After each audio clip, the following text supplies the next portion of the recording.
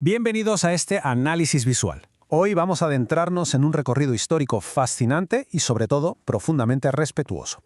Vamos a explorar qué significa realmente entregar la vida por una convicción superior, centrándonos en las figuras que recordamos cada 28 de abril. Es un viaje de descubrimiento pensado para que reflexionemos con calma sobre ese inmenso legado que nos dejan aquellos que decidieron darlo todo por su fe. El núcleo de nuestra exploración de hoy gira en torno a algo universal, el valor absoluto del sacrificio.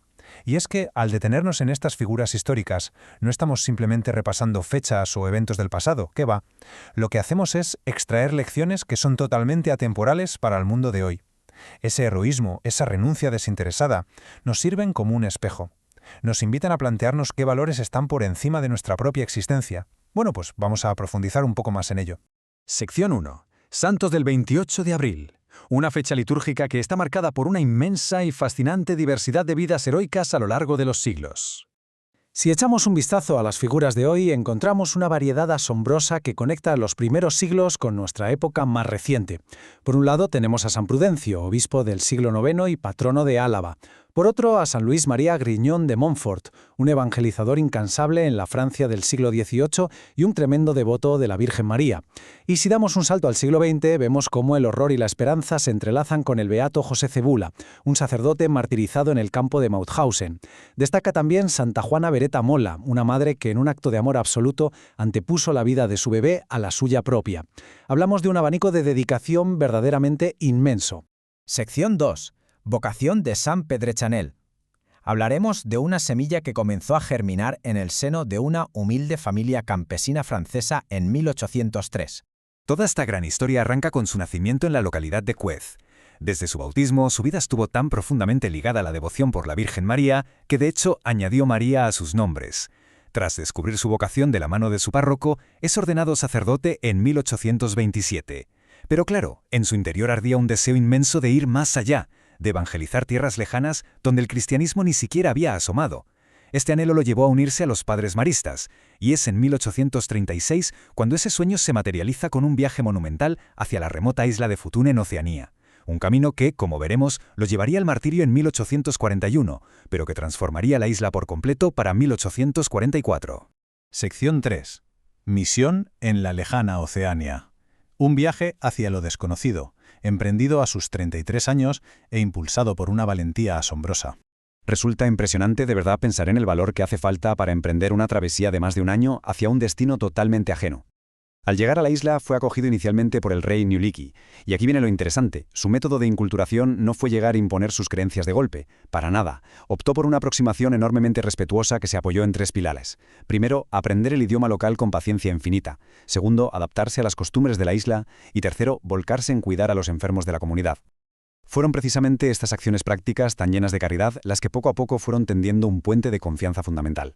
Todo este inmenso esfuerzo queda perfectamente encapsulado en los registros históricos con esta frase: ganándose el corazón de los nativos mediante su dulzura. Y es que fue a través de esa bondad genuina, unida a la celebración de la liturgia, como el mensaje empezó a calar hondo. Esa coherencia entre lo que decía y su forma de cuidar a los demás despertó en los habitantes un interés sincero por el bautismo y por conocer a fondo esta nueva fe. Sin embargo, como suele ocurrir, el éxito trae consigo nuevas tensiones. Resulta que los avances que iba logrando la misión provocaron los celos y el temor del monarca Niulikki, que envió amenazada su autoridad. El punto de inflexión definitivo, la gota que colmó el vaso, se produjo cuando el propio hijo del rey, el príncipe Métala, decidió convertirse. Esta conversión no fue vista simplemente como un paso espiritual, sino que el rey la interpretó como un desafío directo a su poder tradicional, lo que desencadenó una hostilidad que ya sería irremediable. Sección 4. El fruto del martirio. Y así es como desembocamos en el trágico final ocurrido el 28 de abril de 1841, que lo coronaría como el primer mártir de Oceanía. Tras una campaña durísima de hostigamiento, el rey ordenó su ejecución, que fue llevada a cabo de forma brutal por el propio yerno del monarca. Pero atención a este número, 3. Lejos de extinguir la fe, este tremendo sacrificio tuvo un efecto multiplicador insospechado. Tan solo 3 años después, de aquel día tan oscuro, absolutamente toda la isla de Futuna había abrazado de manera pacífica el cristianismo. Aquella entrega hasta el final demostró tener una fecundidad extraordinaria en un margen de tiempo brevísimo. Llegados a este punto del análisis, surge la gran pregunta. ¿Qué lección nos deja todo este sacrificio? Porque, a ver, la historia es apasionante, por supuesto, pero el verdadero valor de conocer estas biografías reside en su conexión con el presente. Así que vamos a apartar los datos históricos por un momento para adentrarnos en un terreno de reflexión más íntimo. Sección 5. Una breve reflexión espiritual. Es el momento idóneo para extraer una sabiduría universal de la inmensa paciencia y dedicación de San Pedro Sanel. Una de las enseñanzas más monumentales que nos podemos llevar es esta capacidad de sembrar sin la necesidad de ver los frutos. Si nos fijamos en la calma de Chanel, vemos que en una época como la nuestra, donde todo parece exigir inmediatez y resultados instantáneos, su historia nos recuerda el valor incalculable de plantar buenas semillas.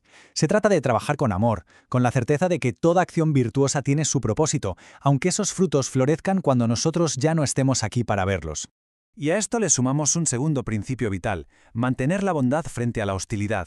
Seguramente este sea uno de los mayores retos del ser humano. Sin embargo, optar por la amabilidad, elegir el respeto y la compasión justo en el instante en que recibimos rechazo o adversidad, es verdaderamente lo que deja una huella imborrable. Es, en definitiva, el legado de quienes deciden no combatir el odio con más odio, sino neutralizarlo desde la más absoluta serenidad. Para cerrar este recorrido, quedémonos con esta idea provocadora dando vueltas. ¿Qué semillas de bondad podemos plantar hoy para que otros recojan la cosecha mañana? Es una invitación pura a la introspección silenciosa. Ojalá que recordar estas vidas entregadas nos sirva de impulso para integrar valores perdurables en nuestros actos más cotidianos, transformando todo lo que hemos aprendido en un verdadero propósito de vida.